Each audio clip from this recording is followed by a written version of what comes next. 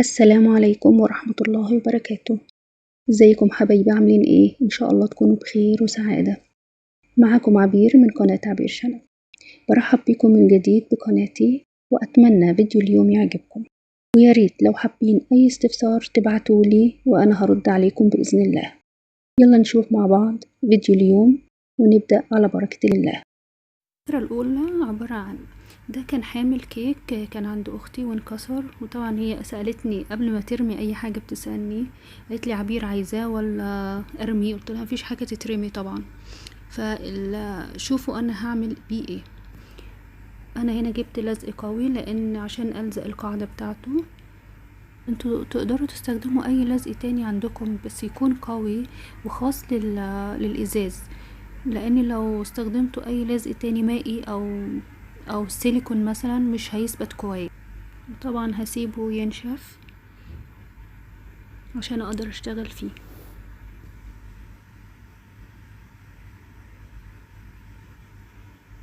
وهنا لما نشف تماما هجيب هنا كريستال، هقسمه تقريبا كل واحدة 3،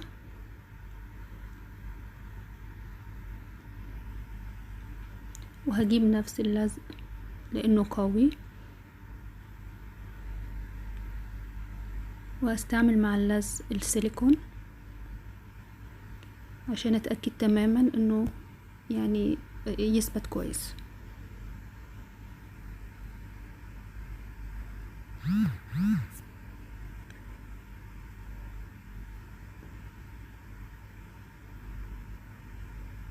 وهستمر بنفس الطريقة لحد ما اخلصها كلها.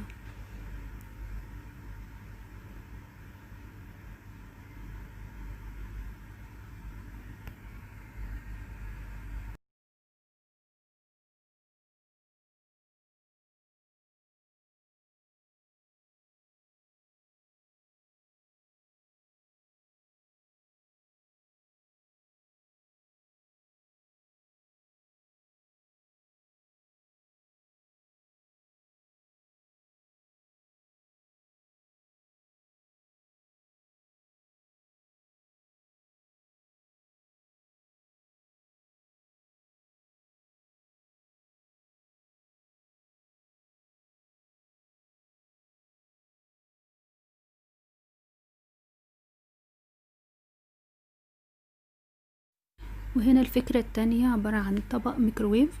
الميكروويف عندي انكسر للأسف، فطبعا ما ينفعش ارمي الطبق، لازم استخدمه.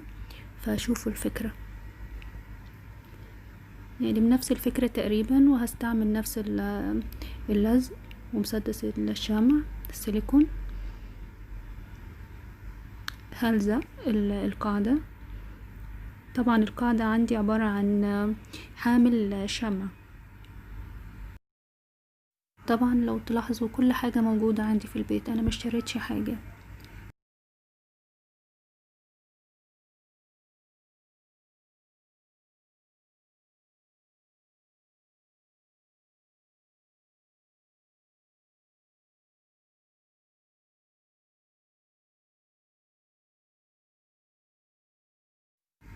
طبعا لازم اتركها تجف تماما. نفس الكريستال بس المرة دي هيكون العدد 4، لان هنا حامل الشمع اطول من الاولاني، فهطول شوية الكريستال. وتابعوا الطريقة معايا.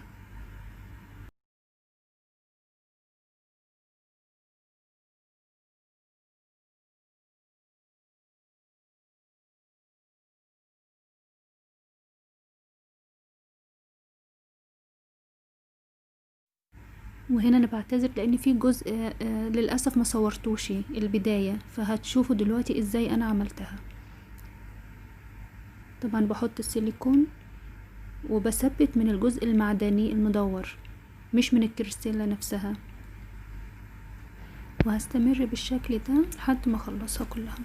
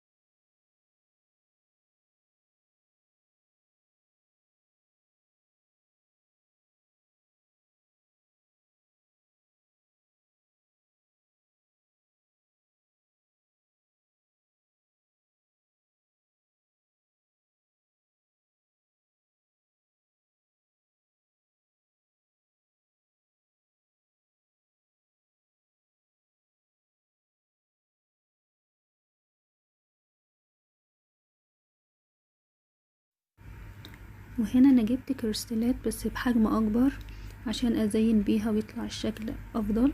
هحط ما بين كل حلقتين واحدة، وهثبت بالطريقة دي.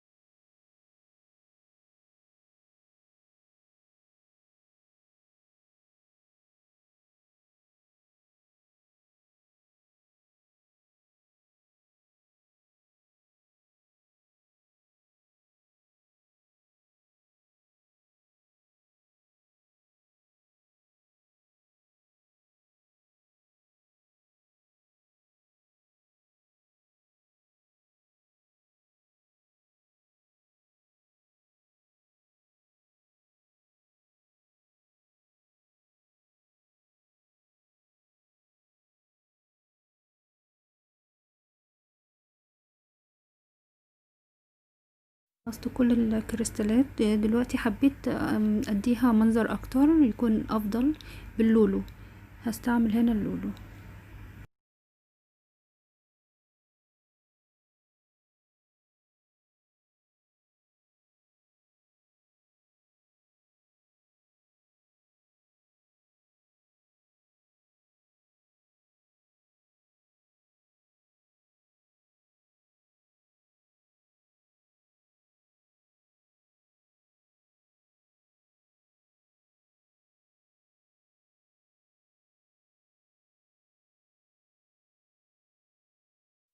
وده شكلها النهائي. اتمنى يكون عجبكم. فطبعا تقدروا تستخدموها زي ما انا مستخدماها للشموع، تقدروا تستخدموها للبرفان، للكيك، للفاكهة، زي ما تحبوا. واشوفكم على خير في فيديو جديد وفكرة جديدة ان شاء الله. مع السلامة.